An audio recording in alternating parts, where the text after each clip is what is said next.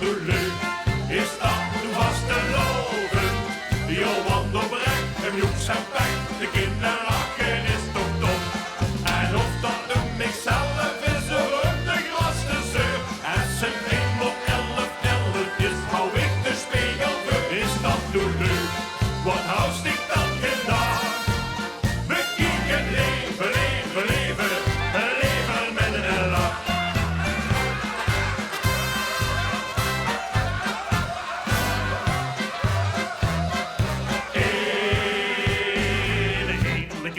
Veel gebit, een leesjesleuk ontzingen. Die dachten echt op veel cultuur nog komen brengen met